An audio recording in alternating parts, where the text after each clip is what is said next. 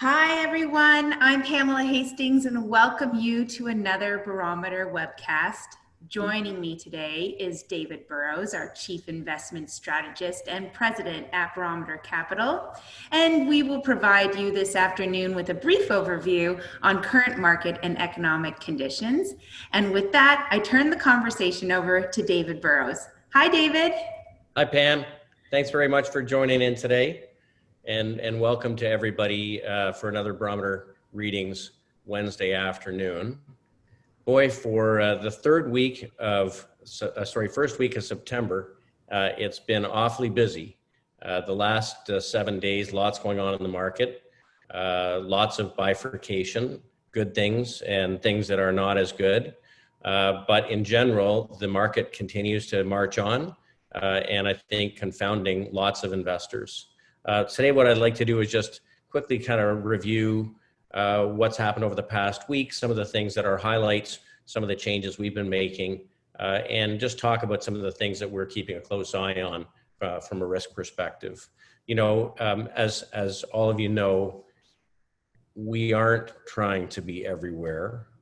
Barometer is all about targeting. We always talk about trying to find things that are good getting better. And we try to target market leadership. And so, you know, when people are hiring us to run portfolios, they don't expect us to be in every sector or every theme. We're trying to find those themes that have a structural tailwind, where valuations can expand. And when valuations start to expand, sometimes it goes on for much longer than you would expect. And to try and forecast when it might come to an end is a difficult thing. So we use the tools that we have to measure and see where the flows are, and to try and focus our portfolios in areas of market leadership. Now, the trick to that is trying to recognize change when it starts to occur, new leadership as it starts to emerge, and old leadership if it starts to give up the ghost. And then, of course, there are some times when nothing works, and as you know, there's times when we're quite prepared to have a significant cash weight. So we are quite tactical, and so in that vein, we try to put a lens on the things that we believe are showing clear market leadership and try and focus in those areas. Now, as everybody knows, we went through the worst, fastest, and most significant market decline in history in February and March. This is versus all of the sell-offs going back to 1927. And surprising a lot of people, we have had about the fastest recovery off a market low that we have seen going back for a very long time. And so it has been a particularly difficult market for many. And we're just working away at doing our best and trying to make sure that the portfolios are relevant and participating in the sort of the key themes. Interestingly, going through this decline, it clearly was beneficial for certain industries where the business models were accelerated by 2 to 3 years. And for certain industries, it highlighted some of the weaknesses in their business models. So the S&P 500 rally off the lows has continued. We took out the highs about 2 weeks ago, and the market continues to march on. Now, the S&P 500 is 500 companies, not equally weighted. Some very large companies like Apple and Amazon have an outsized impact on the index. Some small companies have virtually none. It's been an interesting week. On many days this week, there were 2 times as many stocks down as were up. However, a market continued to move along, sort of led by the leadership that is in place. If we put it in context, the S&P 500 broke out of a range in 2013, kicking off a new secular bull market or multi-year period of revaluation. We've had several corrections along the way, 2015, 16, 2018, and then of course this one in most recent period. But we are clearly within the channel we've been in since 2013. We then continue to believe we're in a structural bull market. And yes, multiples, earnings multiples that investors are prepared to pay have been moving higher for many industries. But then again, business conditions have been decent for many of those industries. NASDAQ clearly has been the big winner. It only took out the highs in 2016 from the 1999 highs. So that was a 17-year bear market. but the market has been marching its way higher. And you can see over the last 3 weeks, we have tilted higher and really accelerated. And that is as some companies have reported earnings and revenue that has come in well above street expectations. And many of the biggest companies in the market fall into that camp. On the other side, the average mid-sized company continues to underperform. So this goes back to the story that COVID has been particularly difficult for Main Street, has been very good for those big dominant companies that are world beaters, that are taking market share from their smaller competitors. But even the Russell 2000 over the last 2 weeks has sort of consolidated sideways and is improved somewhat. Today was a better day. Going around the world, most global markets have been quite weak. This is the Euro Stoxx 50, so the 50 biggest companies in Europe. We've been highlighting that while the US has been very good and Canada relatively quite good, Europe has been weak. Asia in general has been weak. Latin America in general has been weak.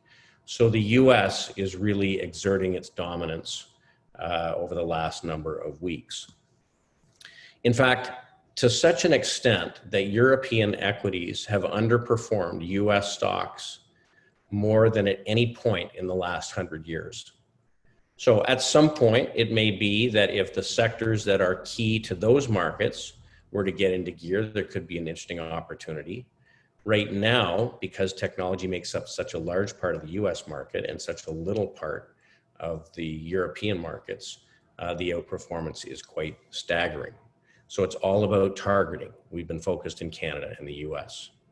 So over the past week, there's a number of things that we've been focused on. We've talked about the fact that since this pandemic began, the market has keyed on many news items. It's keyed on potential therapeutics that could help ease the strain in the healthcare system. We've been keyed on companies being successful in developing new science around testing. We've been focused on potential vaccines as solutions to help the world heal getting through this pandemic.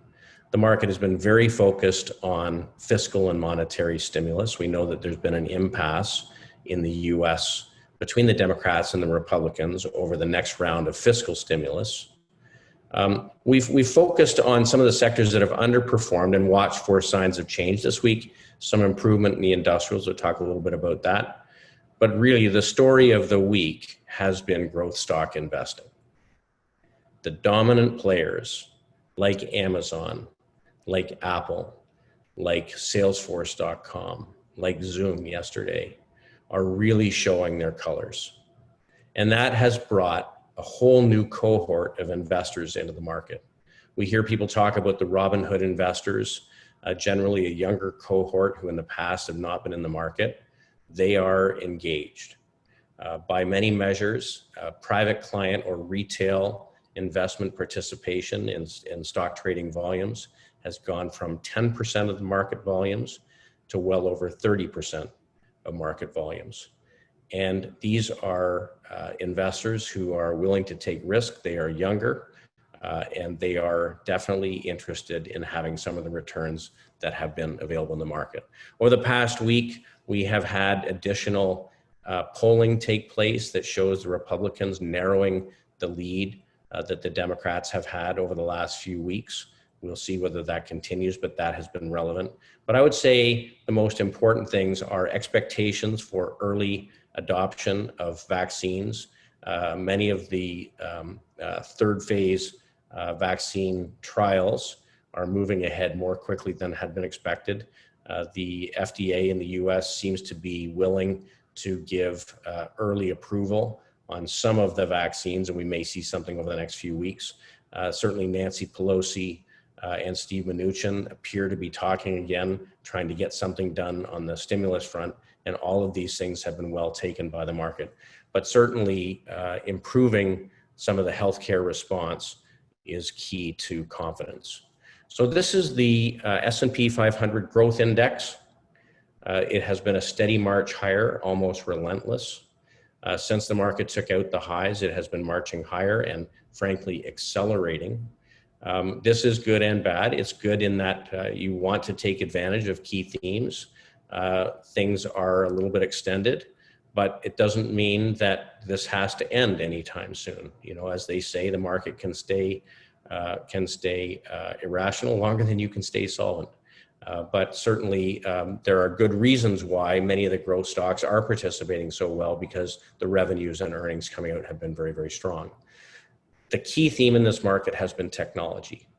So we talk about finding structural change, industries that have a tailwind, industries where the current environment are moving things ahead more quickly than many would have expected. And certainly the technology sector is the most dominant of these themes. Semiconductors, which we've talked about, had another excellent week. So many of the companies in this space performing quite well. I'm going to jump over for a second and just run through a few charts, which I think are relevant. Companies that we own that are contributing quite nicely. NVIDIA, I think that many of you know, has been a major holding of ours, a major player in semiconductors being used to build out cloud capacity, which of course has been really important in the stay-at-home economy. Also very important for artificial intelligence and machine learning, and also automated driving.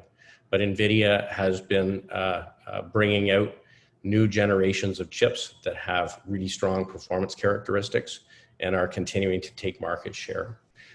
Some of the stories over the course of the week, of course, you know, Tesla has been a big one. We had stock splits from both Tesla and Apple, and Tesla really has been on a ride.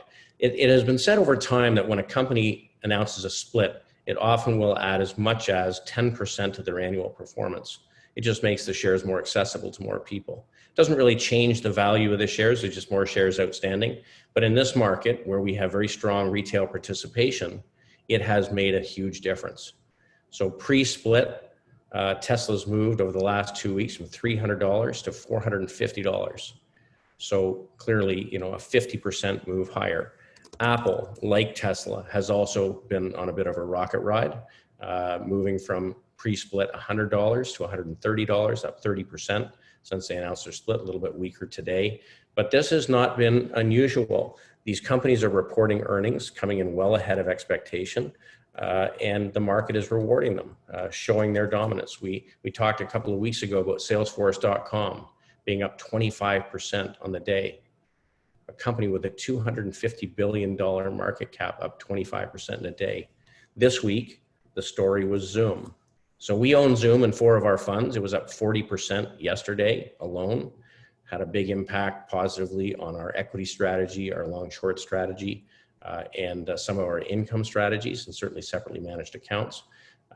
Zoom, to put it in perspective, was at a run rate at the end of last year of $200 million per quarter.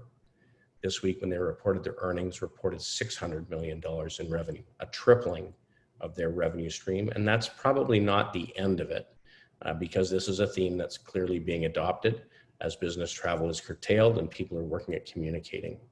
We've seen this strength across a number of different companies, and I think that the upshot is that analysts continue to be cautious in raising their estimates, not wanting to get out over their skis. At the same time, because technology has been so strong, there are very few investors prepared to be sellers, and there are lots of investors who want to participate. So is it getting speculative? For sure, in many ways it is, but at the same time, this can go on for quite a while.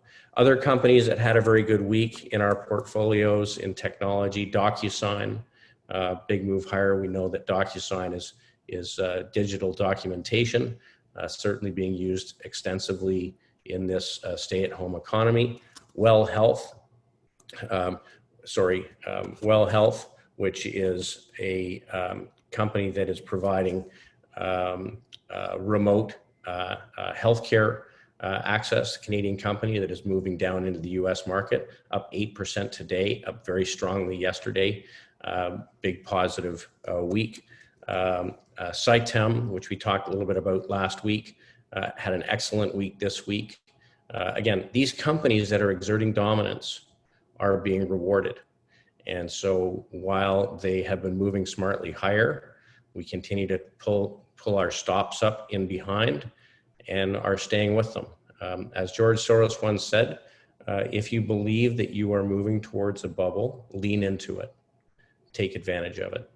And so in our equity and long short portfolios, our technology exposure has moved higher again by virtue of the fact that it's just outperforming so significantly, but also we continue to find opportunities there.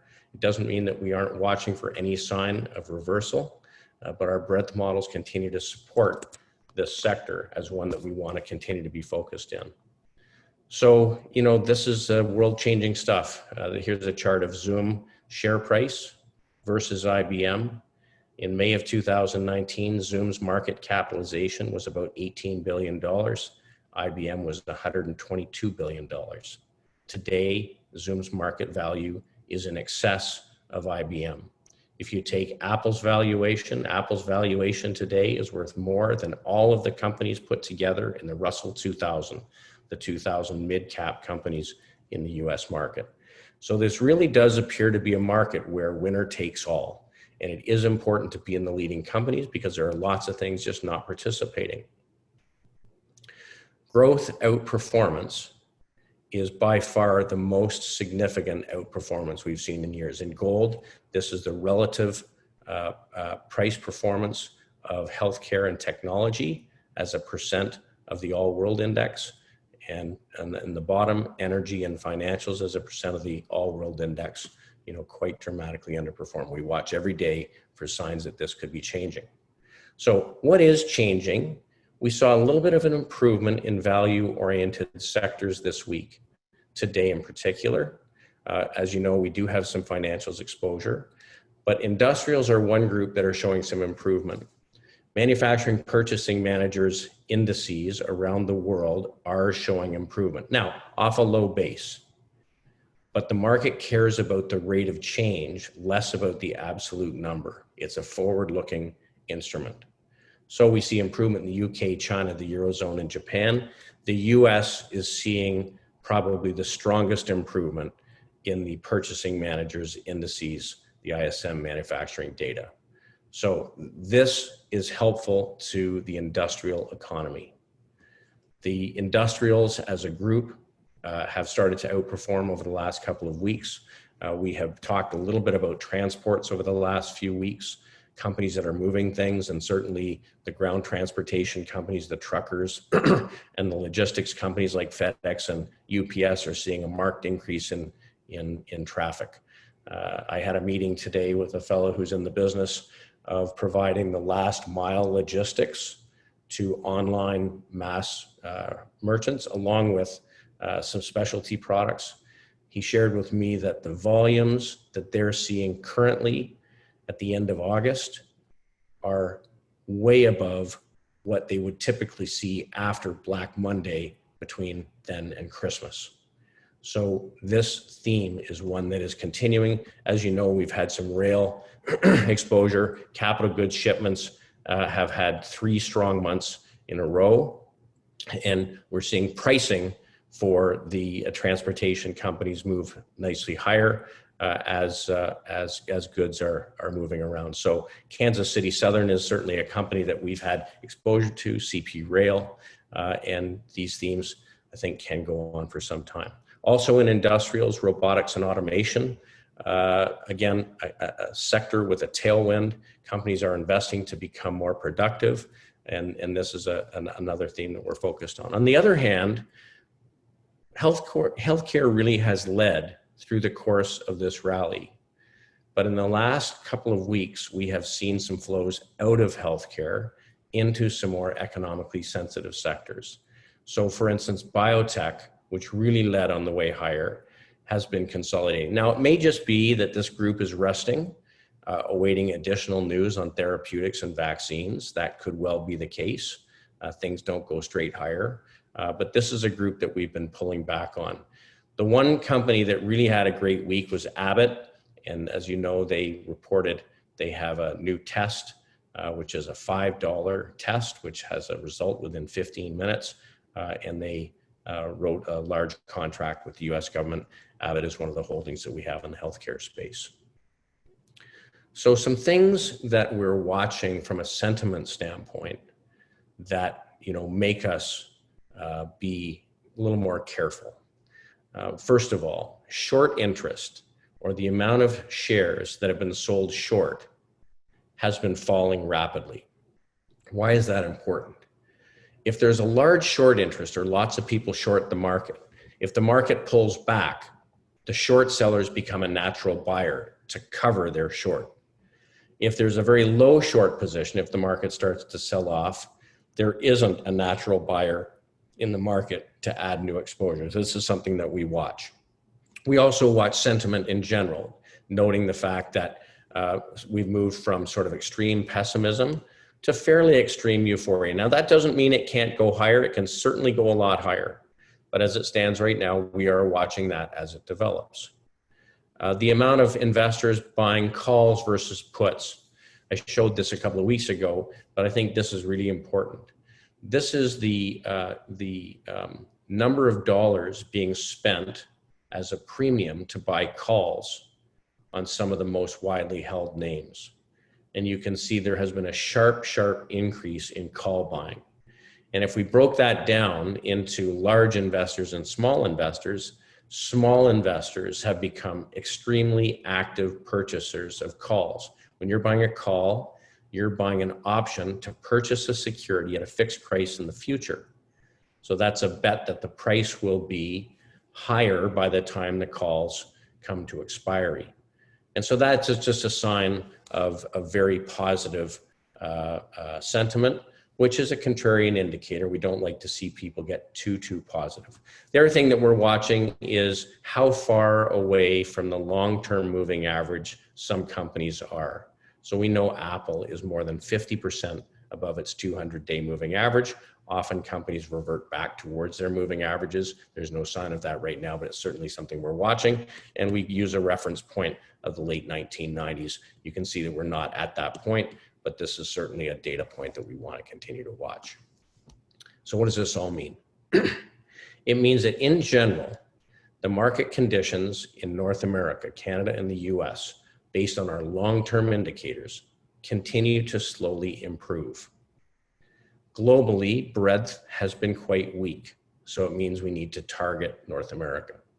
From a short-term indicator perspective, this week we did see a little bit of weakness in our short-term indicators. This was as of Monday, but as of today, the percent of stocks trading above their 50-day moving average has moved down somewhat through the course of this week. The percent of stocks with positive weekly price momentum or upward trajectory has been weakening. Percent of stocks trading above, making new highs versus new lows also has backed off over the course of the last couple of days. So these are three short-term indicators that we're watching closely, but at this point, the long-term indicators continue to be positive. Look, we don't have to be everywhere. Our job is to target, find areas of revaluation, and be prepared to stay with them as they improve. So certainly there is some pretty clear market leadership and there's some pretty clear market laggards. This is the value of targeting, not having to carry along the weak groups. We're watching closely for signs of change. We're seeing some improvement in the industrials, which is an important part of the market. We'd like to see some improvement in energy. We'd like to see some improvement in financials. We'd like to see some improvement in some of the other basic materials. But in general, the leadership continues to be strong. And so as it stands, we're invested. If we look at the key themes, we know that the stay-at-home economy is outperforming the go-back-to-work economy. So from a sector perspective, after taking down some technology exposure 2-3 weeks ago, through performance and through a couple of new positions, we have once again raised our technology weight. We continue to be a little bit less than market weight because we recognize they've come a long way. We took a little bit of our materials exposure down over the course of the week as they are consolidating. We look for a continuation there. And we took down our healthcare exposure. Our financials exposure, specifically Canadian banks, expanded over the course of the week. The Canadian banks in general reported good earnings and reported that the provisions that they've taken against non-performing loans have been substantial enough at this point that they don't need to take any more. We watch that closely. Consumer discretionary continues to grow as a weighting in the portfolio. The U.S. consumer continues to be quite strong. And communication services rose. This is Facebook, Google, the large social media companies.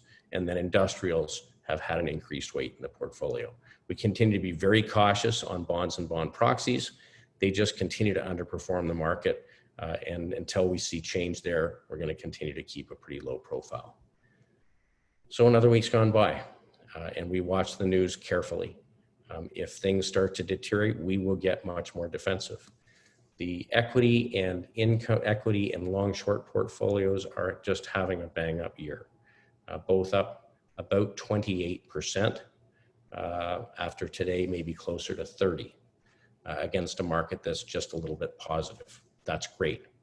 The income portfolios continue to perform well. They made up ground over the past week.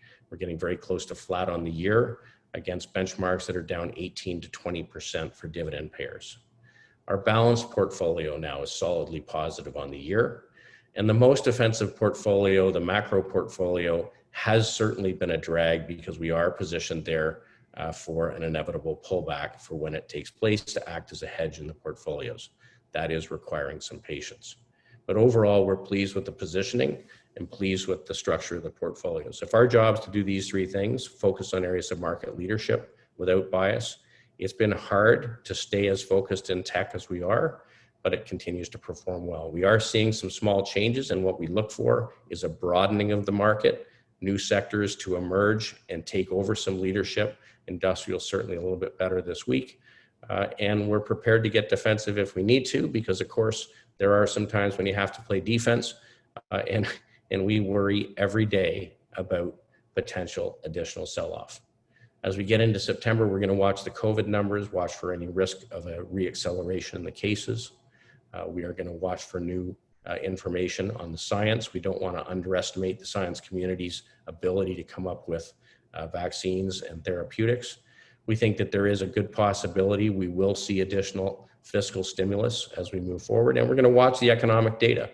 This end of this week, we're going to get employment data again. We'll see whether the job gains have continued or whether they've slowed down at this point. They've been improving over the last few weeks. So with that, Pam, if there's any questions, certainly happy to answer them. But the market continues to march on. Thanks, Dave. A couple questions, actually. Could you just address how we at Barometer overlay risk management across our portfolios, especially when we talk about parabolic markets and this euphoric nature that we're experiencing? How do we protect our clients' portfolios? Look, so let's talk about that in general. First of all, we use our breadth-based models to look for signs of deterioration under the surface. So let's say there were 100 companies within a sector, say it was technology. And let's say 80 of the 100 are performing well. If you're looking at only the leaders, you may not see the weaklings start to deteriorate. But if you're looking at breadth, giving each security a single vote, and then tracking day by day what percent are participating in the rally, if the percentage of stocks performing well starts to weaken, it means that money is starting to leave the group or not enough new money is coming in. That would cause us to become more defensive. So that's sort of from a macro perspective.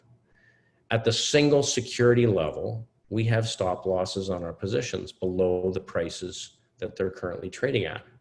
And as prices move up, as we hope or expect, we ratchet those stop losses up and behind. The stop losses are useful because they allow us to stay invested as the market improves.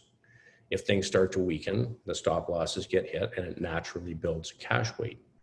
If the breadth models we're using for the market itself or the sector are negative, it means we don't put new money to work.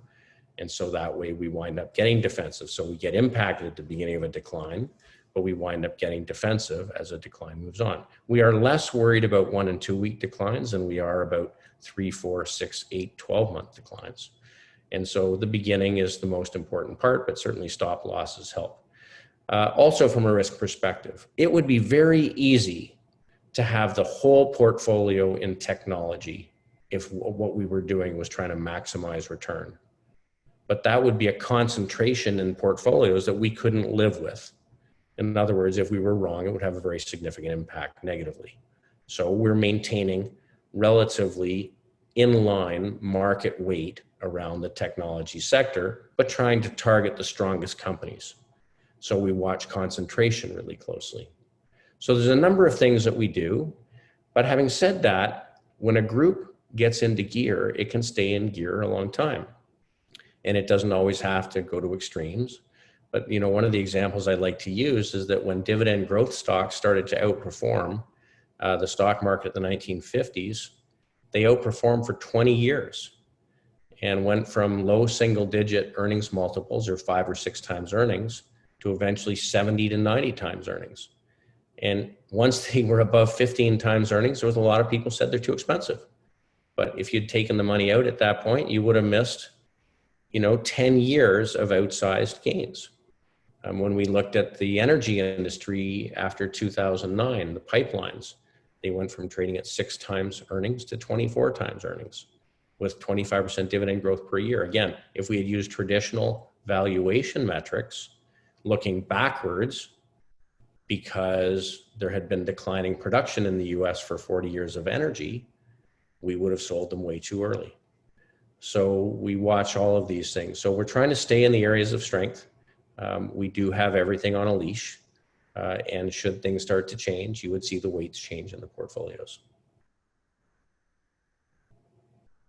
Thanks, Dave.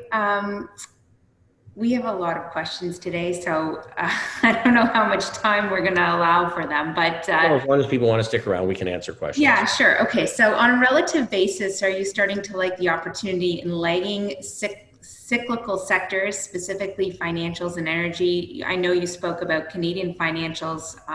Maybe you can briefly speak about Sure. Banks in the U.S. and what you're thinking on that Sure. front. So look, the banks in the U.S. are inexpensive, right? There's no question. Many of them trading at book value. The question mark is what kind of write downs will have to be taken along the way for defaults. Now, they've all taken provisions, but we don't know how long this is going to go on for. And they are a sector that would bear the brunt of defaults in real estate and so on. So the group is still down 33%, right? And it's still trading below declining moving averages. We've taken a couple of cracks at this group, but each one of the rallies has failed so far. So within financials, certainly if you were to look at the payments technology companies, like Visa, for instance, they're acting great. And so we do have exposure here. But the banks and insurance companies, we have relatively low exposure. If we look at the Canadian banks aggressively took write-downs, provisions, but over the past week reported, better than expected earnings. And so the market's rewarding them a little bit more. So from where we've added a little bit of exposure in finance, we've added a little bit more Canadian exposure. It's also because arguably the Canadian dollar has been strengthening versus US dollar. So we do have a little bit more exposure to Canada than we've had in a while. And as you know, we've been hedging our currency exposure back to Canadian dollars. But there are groups that just really are having a hard time joining the rally. There's energy. So energy made a new 1-month low today as a group and is really showing no sign of improvement. Also in the cyclicals, we do have some exposure to base metals mining. So this is the group of major miners. PICK is an ETF that owns global mining companies. We have a little bit of exposure to some of the large ones like Rio Tinto and Freeport-McMoRan, which is copper, because copper has been stronger. And so this is a group that is pointing to things getting better in the economy, and inventories for copper are falling and prices for copper are rising. So this is a group that's important. If it can perform well, it may be an indicator for where the economy is headed. Certainly copper and semiconductors are telling us a good message. So we have a little bit of exposure here. Dave, next question. You mentioned Robinhood investors, and they would represent the retail investment base. Could you comment on institutional investments being made out there in the market? Are they as active? Are they sitting on cash? What are you guys seeing and hearing? I know that we have our ears to the ground as it relates to trading. We have an amazing trading desk that has the ability to garner information. I wonder if they've shared what they're seeing in terms of flow.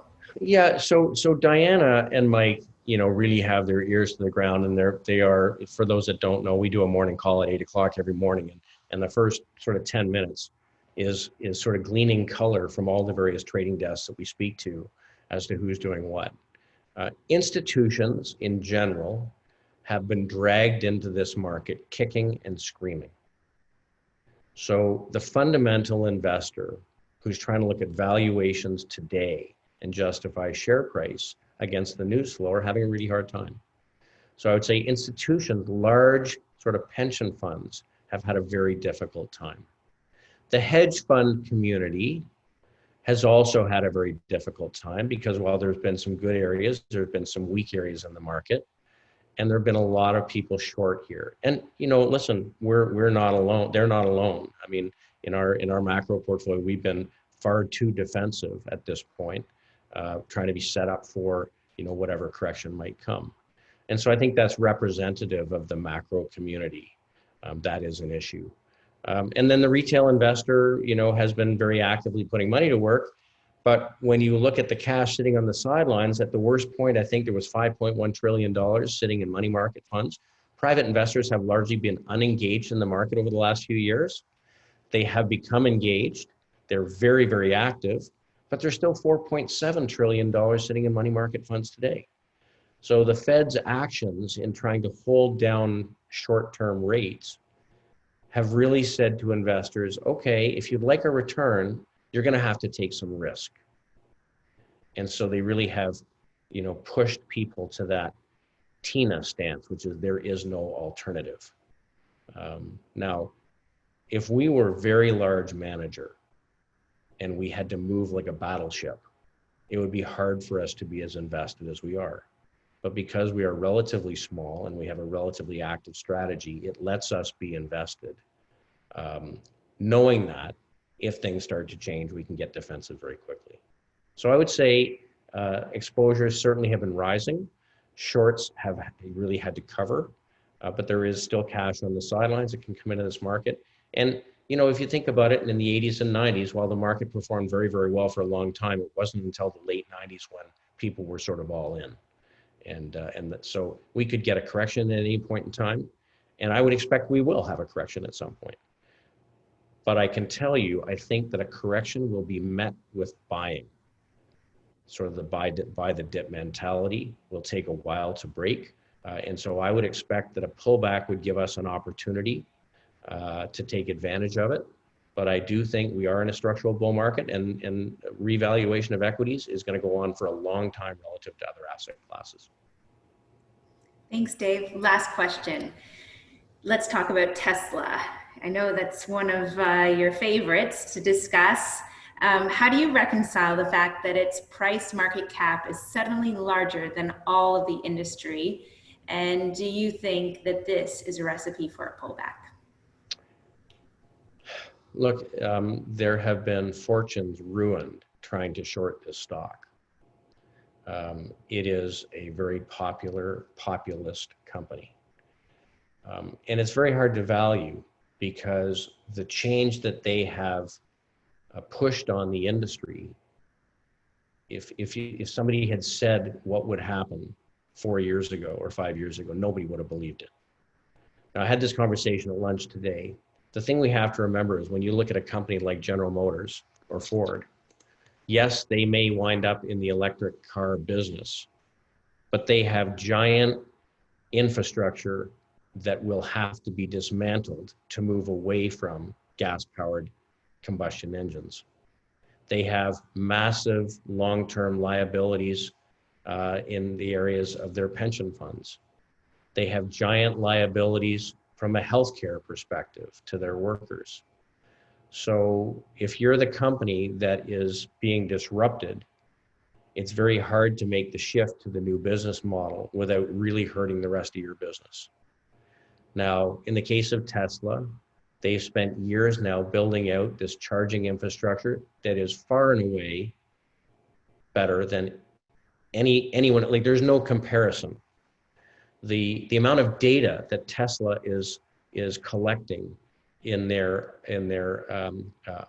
efforts towards automated driving. They have 99% of all of the data that's been collected to help build machine learning for automated driving, because every one of their cars is collecting data on every kilometer driven. They drive the equivalent of all the roads in the US every day, where there is no other company save Google that's saving data, and they've got about 1% of the data. The battery technology has application across all kinds of industries, many that we haven't considered. Their solar business, solar is now comparable with coal-fired engines. And if you put solar together with batteries, together with electric cars, there's all kinds of value in that. The new cars that they're coming out with, the costs are dropping dramatically. Their new pickup truck will have costs so far below the incumbents with the F-150 and Chevy's trucks that it will be an unbelievably profitable business. And they have a giant backlog to deliver. So there's a lot of positives, and it's very hard to value what they're all worth in the future. Is it expensive? No question. Was it expensive 6 months ago? No question. Will there be significant pullbacks? No question. But this is a company that is changing the world. Thanks so much, Dave. So that concludes our questions for today. I really would like to thank everyone who participated this afternoon for sending along the questions. We always like having them, and Dave, of course, likes to answer them. So if you have something that you want to address that we weren't able to do so today, please don't hesitate to email phastings@barometercapital.ca. We're happy to do so. And with that, Dave, any last remarks? Yeah, welcome to fall. Yes, welcome Here to we fall. are. Here we are. It's the beginning of September. I dropped all 3 of my girls off at university yesterday, and I'd be happy never to put another piece of IKEA furniture together again. But the house is going to be a lot quieter, and so let's all hope for a nice fall, and let's hope that the students keep the COVID numbers down. Of course, it's quiet when Friday's not there, but I'm keeping you busy. Thanks everybody for tuning in. We appreciate it. Puppy. Yeah, Friday's Dave's new puppy for those who missed the summer edition. We'll see you guys next Wednesday. Thanks for joining. Have a great evening.